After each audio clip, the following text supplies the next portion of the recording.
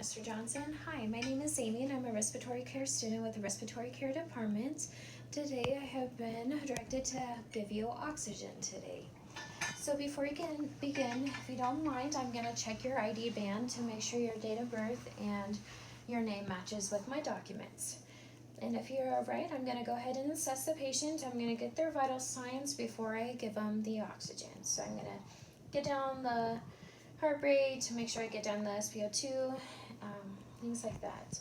So here we have an oxygen tank, and you can tell that it's an oxygen tank because it's a green color, and there's also a label on the side that says oxygen, okay?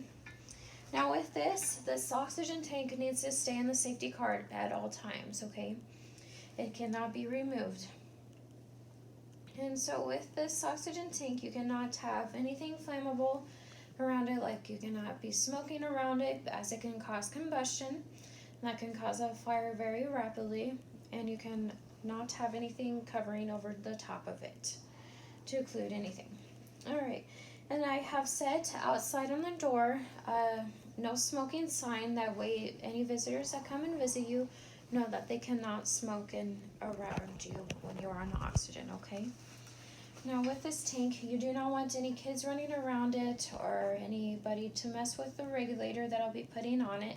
Just that way you get your appropriate dose of oxygen that you need to help you get better. So when I begin, I have here a PISS regulator, and how I can tell that it's okay, I need to check the pins to make sure there's nothing broken with those. And then I also need to check the washer here, the O-ring, just to make sure there's no cracks, nothing doesn't look worn down, and it won't cause any leaks. So when I'm placing this on, before I begin, I need to always crack the cylinder. So there's going to be a little loud noise, but it'll be very quick. I just need to make sure there's no debris in there. So I crack the cylinder. Once I am done, then I can apply my regulator. And with the regulator, it needs to go in properly. The pins need to be placed into the appropriate spot, just to make sure there's no leaks and they get the appropriate amount of oxygen. So then I would open it up, open up the tank here, and then I'd read the tank here. Alright, so it reads at 1,000. So with that, this is an E cylinder.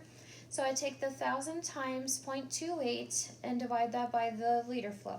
So today he has ordered you to be at 2.5 liters per minute. So I put it at 2.5 liters per minute, and then I check to make sure there's a flow and no obstructions. Then I apply either like a nasal cannula,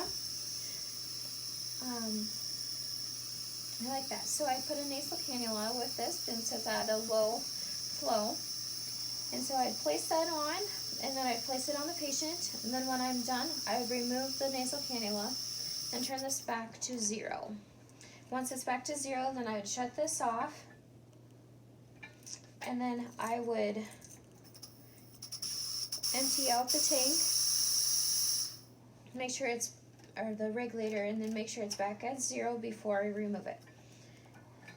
And with the regulator, whenever you notice it gets down to 500, you always need to change the tank out. So then I'm going to place the regulator in a safe place, and then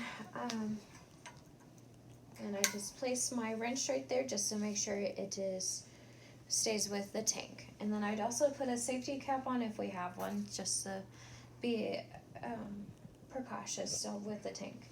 So, and then when I am done, after the patient has been on oxygen, then I would reassess them, and I get their vital signs. I check to see where their SpO2 is at, make sure they are getting plenty enough oxygen, and they're getting the appropriate flow that they need to be at.